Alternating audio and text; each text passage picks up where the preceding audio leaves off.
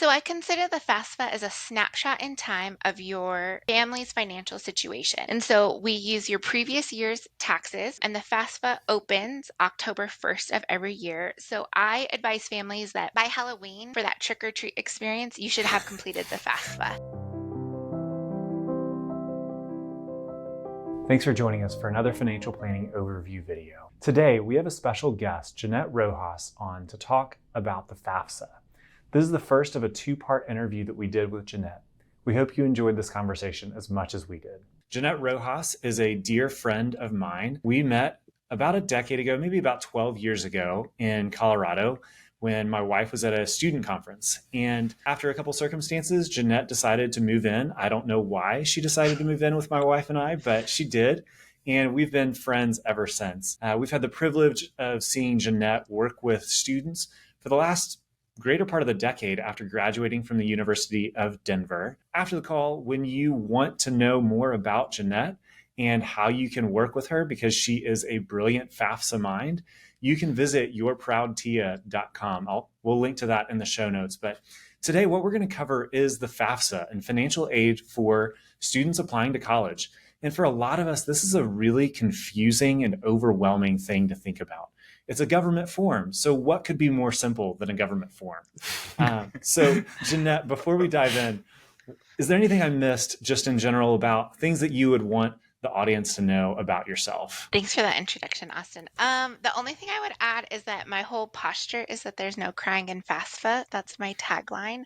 It can be a daunting process. So hopefully this helps that whenever you go to complete the FAFSA, there is no crying involved and that you feel prepared and that it's not as high stakes as it can seem. Well, I definitely, when I have looked at certain government forms, when I went to file my taxes last year, I started crying looking at government forms. So I'm glad that you're going to help us through this process without crying. So we've said this a couple times, this tagline, the FAFSA. What is the FAFSA? I think some people may have heard of it, but just walk us through, what is it? Yeah, the FAFSA stands for the Free Application for Federal Student Aid, and it is the form that both the federal government and the states use to qualify students for grants, loans, and also some private scholarships and public scholarships.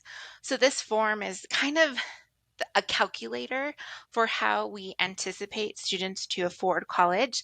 We, at the end of the FAFSA, you get a student aid index, which explains eligibility and kind of a range of what families can anticipate when they think of college affordability. And that student aid index is what replaced the old expected family contribution. Is that correct? Yep. And the expected family contribution is also, you might hear the FAFSA tied to the Pell Grant, which is a grant, a federal grant that is based off of income eligibility. And for this year, the limit is $7,395. So that is money that a student can receive to pay tuition and fees at a university. Oftentimes, I would say that the Pell Grant can be tied to almost a year at a community college, depending on where you go in the program. Different programs have additional fees. And so that's how that number is calculated every year. And it can be used for a first-time undergraduate bachelor's degree. So this is important because dual enrollment is common. So that can be when a high school student takes community college classes within their high school, or even as AP advanced placement classes. That doesn't disqualify you from the FAFSA because you are taking those courses while in high school. So you are still a first-time undergraduate bachelor's degree recipient. If a student goes to 2 years of community college while still in high school, then they can still apply for the FAFSA if they, let's say, transfer into the University of Tennessee or the University of Colorado. Those 2 years of community college don't discount their ability to then receive financial aid through the FAFSA. Correct. And it doesn't have to be 2 years. It can even be a semester's worth of credits. Maybe they took 3 classes their senior year, and that's transferring. So it doesn't have to be an associate's degree. It can just be credits that transfer because you might be eligible to take some community college classes your senior year, not your junior year. So there's no max or min requirement. You mentioned the Pell Grants. What are some other things that filling out the FAFSA opens doors for? So the FAFSA at a federal level then opens doors for subsidized and unsubsidized loans. Those interest rates change annually, similar to the Pell Grant. And what that is a benefit for the student who's going to school. They take out that loan. And the way I think about it is the subsidized loans are subsidized by the government in the sense that interest rates are paused while a young person is in school. While you're enrolled in college and including graduate degrees, that interest rate is paused. But in unsubsidized loans, you are accruing interest every year you're enrolled. So my advice is for young people to take out the max of their subsidized loans first and then Hmm. see what the cost of attendance is. They often, I think it is, I can double check, but subsidized loans are 5,500 and unsub are 5,000. And so there you will be, if you're full Pell eligible, you can receive the max of both. But in some instances, if you're going to a vocational program or you're living at home, you might not need the max of those loans.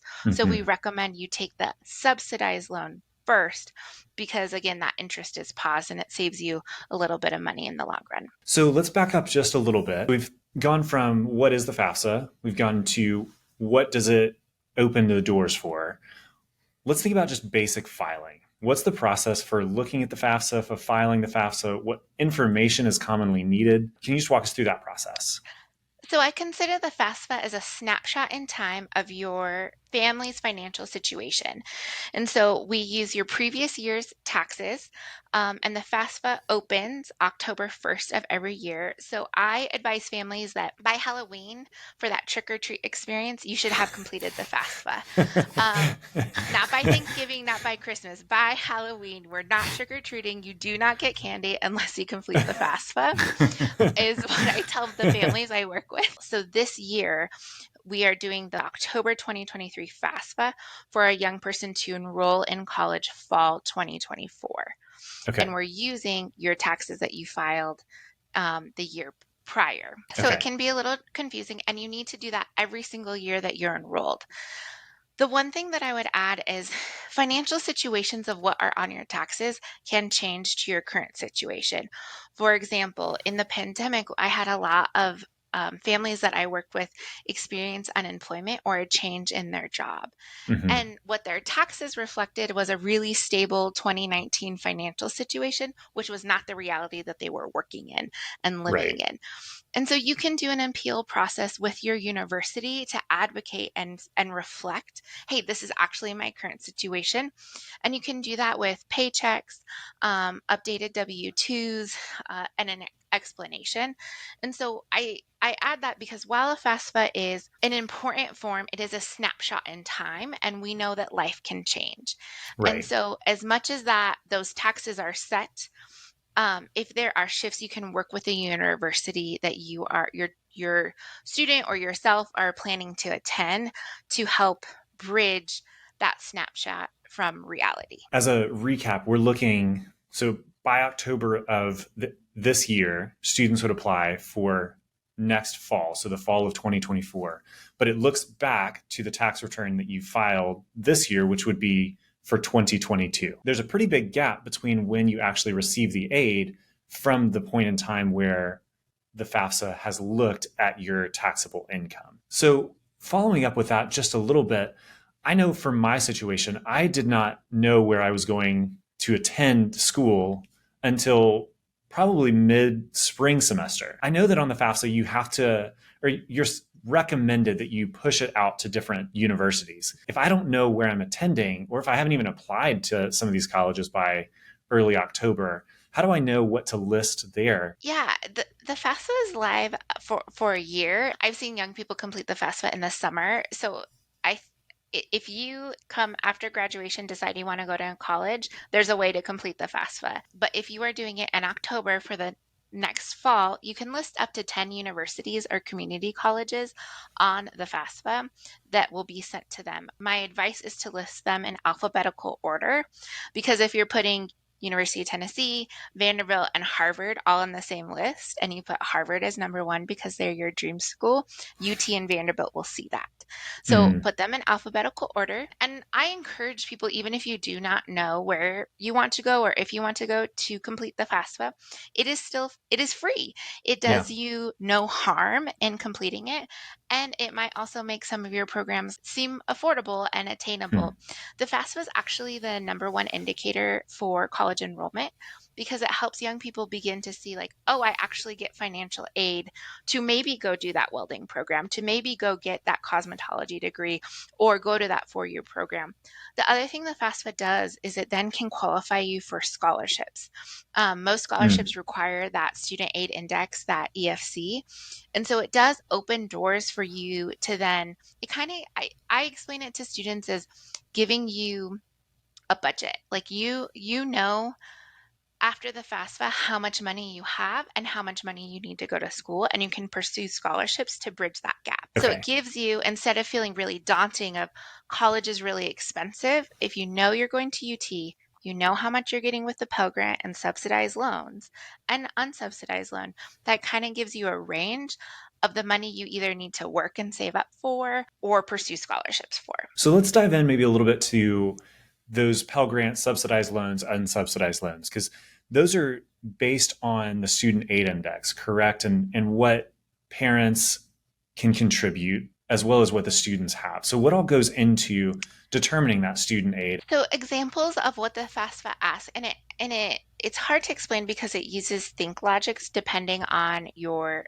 scenario as the student. For example, if you are a student that is in foster care, you do not need to provide parent information. But if you are a student that in the questions demonstrate that a parent or guardian has custody and financial responsibility, they claim you on their taxes, then you provide that information. Okay. And that can be examples of savings accounts, checking accounts. Three things that get families caught up is on the property question. So the FAFSA is not interested in your primary home. You don't need to disclose the value of that, but if you have multiple properties, you do need to disclose that. The other thing the FAFSA asks that I see kind of trip up guardians and parents and caretakers is there's a question around businesses. And the way it's worded is if you have a business, what is the value of it? And in teeny tiny italicized font, it says a business over 100 employees. I know families that have great businesses, but they do not have 100 employees. And you do not need to include your information on that portion. So I always ask students, if you have a lemonade stand, tell me how much your lemonade stand is worth and tell me if you have over 100 employees. And if they don't, then you don't include it. I love the entrepreneurial spirit that our families have, and I don't want them to be penalized for that on the FAFSA. Right. The other one that trips guardians and parents up is retirement. You do not need to disclose retirement savings that you are contributing to a 401k or anything like that. It is if you receive those funds and withdraw.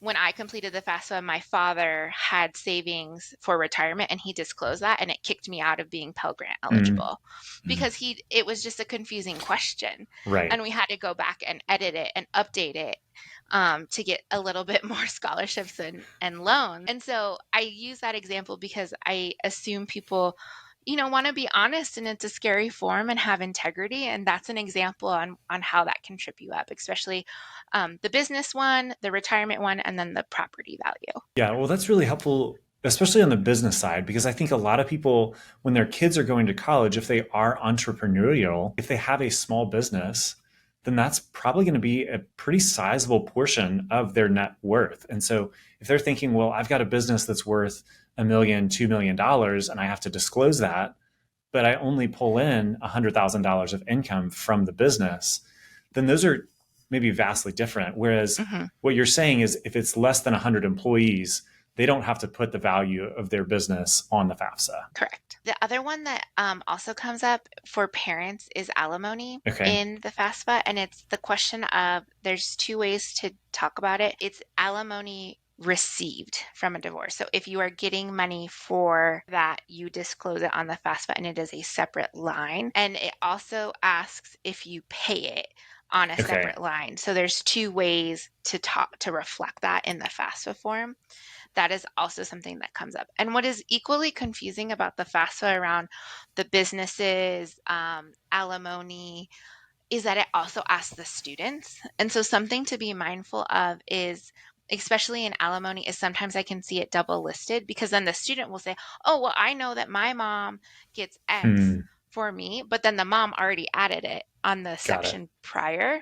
So that's something to be mindful of, is that alimony is going to the parent. And so the parent will disclose that, not the student. So can you explain that a little bit more? Just general details.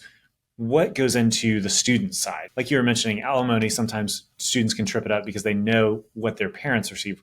What do students need to fill out? Yeah, so the questions will be, did you complete taxes? Yes or no? What form did you complete? Like a 1040 easy, 1040. Sometimes it'll ask if you have a Schedule C.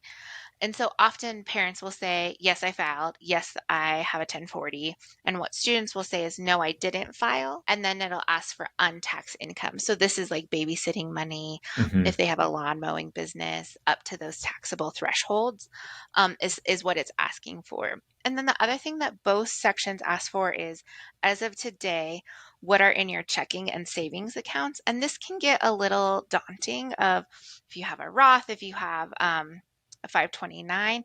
And I think about it as not those retirement accounts. That is not what it is asking for. It is asking like the checking accounts that you are paying your bills. And for students, they get a little sheepish because I'm like, after you pay your cell phone, it's okay if you have zero. After you pay your bills, what is left? And Yeah. sometimes, from graduation, Christmas, holiday money, they might have $1,000. And so they will put that. And then for families, I'll often say, because FAFSA, if you do FAFSA on October 15th, you might have savings to then pay your mortgage on November 1st. So I often will say, after you pay your bills, what is in savings Hmm. when completing that section of the form, because it can trip up families on that. And so that's an example of the difference for how a student versus a parent guardian would complete those sections. The other part that comes up for the student that is different is determining custody. And so those are questions around, like, do you have a child? Because the form is trying to understand, are you claiming someone on your forms? Are you being Hmm. claimed? It's trying to understand chain of custody, essentially, of like family dynamics. So that's a question. If you are been unhoused or at risk of being unhoused around homelessness, because there is the McKinney-Vento Act, which overrides parent guardian need for information, because we want to qualify needy students for Pell Grant for funding as seamlessly and as quickly as possible to help them, because we want to provide college access. Hmm. And so those questions can come up. The other one that I think comes up around, and it has been dropped from the FAFSA, but I could see a parent having to do this and then talking about it, is there used to be a requirement for males to opt into the selective service to be eligible to receive federal financial aid. And that was dropped 2 years ago. And so when I filled it, I know that to be true. My brothers know that to be true, but my nephews won't have to do that. And so Right. I bring that up because there might be sometimes it's a charged moment where you can say, oh, but where's this question? And so the FAFSA changes year over year. That's a great Hmm. example of how it changes, where our young males no longer are required to opt into the selective service and register. Yeah. And that's just kind of a clarifying point of confusion that can happen between parents that have filled it out multiple times and they've Mhm. said, where is this question? We're supposed to do this. We need to make sure that this is on there. So just to be aware that it changes. It's a live document year over year, which can create confusion and create challenging situations.